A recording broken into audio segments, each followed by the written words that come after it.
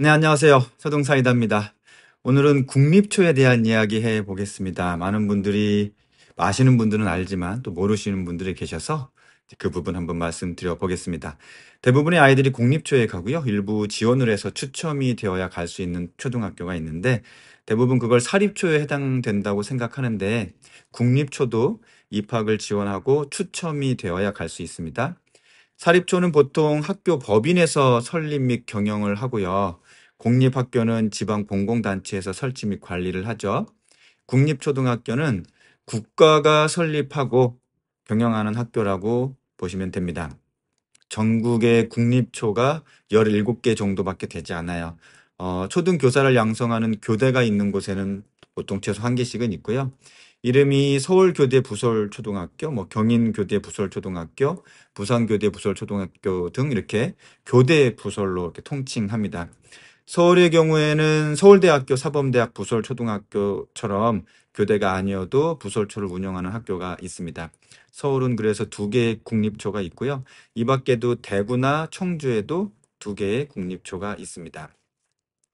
그 입학 과정은 사립초랑 상당히 유사합니다. 우선 사립초 입학 과정부터 먼저 말씀을 드릴게요.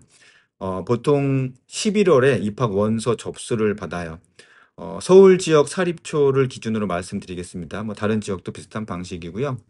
올해 그러니까 2025학년도 입학할 서울 지역 사립초 원서 접수는 11월 8일부터 13일 16시 30분까지 5일간 온라인 접수를 받습니다. 서울 지역 접수 기간은 다 같은 시기고요. 온라인 접수에서 최대 3개 학교까지 중복 지원이 가능합니다. 대부분 온라인 접수로만 접수가 되는데 추가로 서류를 제출해야 하는 대상도 있어요. 취약 의무 유예자, 전년도 입학 연기자, 조기 입학 희망자, 쌍둥이 지원자, 외국 국적자는 추가 서류를 접수 기간 내에 학교에 직접 제출해야 됩니다. 서류 사항은 지원하는 학교 홈페이지에서 입학 안내를 참고하시고요. 입학 경쟁률은 사립초등학교 최근 3년간 평균 서울 지역을 기준으로 12대 1이 넘습니다. 평균이에요. 추첨을 하고요. 전자 추첨을 하는데 추첨 과정은 온라인으로 실시간 확인이 가능합니다. 그럼 이제 국립초 입학 과정을 말씀드릴게요. 서울 지역 국립초 기준으로 입학 지원 기간을 안내 드립니다. 다른 지역은 해당 지역 국립초 입학 지원 안내를 참고하시면 될 거고요. 올해 서울 사대부처 입학 전형을 보면 11월 4일부터 11월 11일까지 온라인 접수를 하면 되고요. 유의사항은 접수 마감일 마감 시간이 11월 11일 낮 12시까지입니다. 11일이 마감이라고 느긋하게 생각하셨다가 낮 12시 마감 시간을 놓치면 접수가 아마 어려울 겁니다. 국립초 지원 경쟁률은 엄청 높습니다. 보통 30대 1, 40대 1이 넘는다고 보시면 돼요. 그러니까 우스갯소리로 3대가 덕을 쌓아야 이제 추첨이 될 수 있다. 그런 얘기들을 하시더라고요. 제가 보기에는 3대가 전생에 나라를 구해야 합격하지 않나 싶을 정도로 어렵습니다. 서울 지역 국립초 두 곳을 중복 지원 가능하고요. 중복 지원했는데 정말 운이 넘치게도 두 곳 다 합격하면 한 곳은 포기하고 포기하는 학교의 입학 포기서를 작성하셔야 됩니다. 아마 대부분 두 곳 모두 안 될 텐데요. 안 되더라도 추후 사립초에 지원할 수 있고 또 공립초에 갈 수 있습니다. 국립초에서는 스쿨버스를 운영하지 않는 경우도 있기 때문에 원거리 지원 학생은 그 부분을 한번 염두에 보실 필요는 있어요. 자, 그러면 이제 국립초에 대한 걸 조금 더 말씀을 드리고 싶어요. 이제 국립초에 지원하시는 분들은 이게 어떤 학교인지 이제 궁금해하실 것 같은데 왜 어떤 학교이길래 그 학교는 국가에서 따로 설립을 하고 운영을 할까? 국립초에는 일반적으로 세 가지의 목적성을 가지고 있습니다. 첫 번째로 교육 연구고요. 두 번째로 공교육 선도, 세 번째로 예비 교원 양성입니다. 국립초 선생님들은 교육 연구에 남다른 열정을 가진 분들이 지원을 해요. 초임 교사는 국립초에 거의 갈 수가 없고요. 예, 국립초 교사로 지원하려면 최소 7, 8년 이상의 교직 경력이 이렇게 요구됩니다. 그런데 실질적으로는 15년 이상의 고경력자 선생님들이 많이 계시고요. 또 최소 석사학위 이상이고 서울 사대부초 같은 경우에는 박사학위도 20%에서 30% 정도 된다고 그렇게 들었어요. 더불어 어느 정도 교육 연구 성과가 있어야 이제 국립초에서 교사로 재직을 할 수가 있습니다. 국립학교와 공립초등학교의 큰 차이라면 매년 교육부 과제를 수행한다는 건데요. 대표적으로 새로 나오는 교과서를 이제 국립초 선생님들이 먼저 활용해 보면서 검토하고 이제 피드백을 주고 또 개선을 하죠. 또 국립초 선생님들은 앞으로 초등교사가 될 교대생들의 교생 실습을 관리해 줍니다.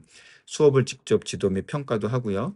저는 교대생 시절에 이제 부산교대 부설초등학교에서 실습을 받았는데 그때 국립초 선생님들의 그 수업을 직접 보고 또 그 학급에서 이제 실습하고 수업 피드백을 받으면서 처음으로 그때 교육이 전문가의 영역이구나 하는 걸 느꼈던 기억이 나요. 국립초 이제 학부모 만족도는 꽤 높은 편이고요. 이제 한 학생이 전학을 가면 바로바로 이제 정원이 찹니다. 국립초 이제 학비가 궁금하실 텐데 그 국립초 학비는 공립과 마찬가지로 무료입니다. 이제 국가에서 운영을 하니까요. 일부 체험학습이나 방과후 학습에서 약간의 수익자 부담이 있지만 뭐 학비에 대해서는 그냥 공립과 똑같다고 보시면 됩니다. 그래서 학부모님들 사이에서는 이제 국립초가 무료로 다닐 수 있는 사립초등학교다라고 이제 소문이 나 있고요. 제가 보기에 그건 좀 단편적으로 보는 시선이고요. 국립학교 선생님들은 목적이 분명합니다. 이제 무료로 다닐 수 있는 사립초를 만드는 게 목적이 아니에요. 한국 공교육을 업데이트하고 많은 공교육 선생님들이 활용할 수 있는 수업 커리큘럼을 연구 및 적용, 그리고 과감하게 실험적으로 도전하는데 메리트가 있죠. 그런 노하우를 가지고 이제 추후 장학사나 뭐 교장 등 교육 전문직의 위치로 갔을 때 현재 공교육의 시스템을 한 단계씩 올리는데 핵심 역할을 하시는 이제 분들이신 거죠. 그래서 국립초 선생님들이 실제 교직 내에서도 이제 승진도 빠른 편이고요. 선생님들 사이에서도 국립초에서 근무하셨던 분이라고 하면 참 어려운 일을 해낸 분들로 이제 그렇게 인식하고 있습니다. 그럼 일반 공립초와 국립초에 다니는 학생들은 배우는 게 다른가? 저는 사립초에서 지금 16년 차입니다. 사립초 교사 입장에서 봤을 때 공립초와 국립초 학생들이 배우는 게 다르다기보다 이제 국립초 교육 커리큘럼 운영을 보면 학교 특색 교육 사업이 많다는 점에서 사립초와 비슷한 점이 있어요. 이렇게 말씀드릴 수 있습니다. 공교육에서 요구하는 교육 과정을 하고 그거 이외에도 추가로 뭔가를 교육적으로 제공하거나 아이들의 교육 활동이 많다는 건데요. 그런 점에서 이제 학부모님들이 보시기에 그냥 단순하게 국립초는 무료로 다니는 사립초다라고 이렇게 말씀하시는 것 같아요. 덧붙여서 이제 사립초 교사 입장에서 이제 제가 느끼는 주관적인 관점을 말씀드리면 교육 형태나 방법은 이제 사립초와 비슷한 점이 많으나 목적성에 분명한 차이가 있습니다. 그 목적을 이루기 위해서 교사들의 노력이나 연구가 배가 되기 때문에 서로 이제 비슷해 보이는 건데요. 이건 어디까지나 제 경험상의 주관적 견해입니다. 이제 국립초 선생님들은 목적이 국립초에 있지 않아요. 내가 국립초에서 연구하고 경험하고 교대생을 지도하는 과정을 통해 한국 공립교육의 수준을 전체적으로 높이는 데 있어요. 사립초에는 목적성이 사립초에 있습니다.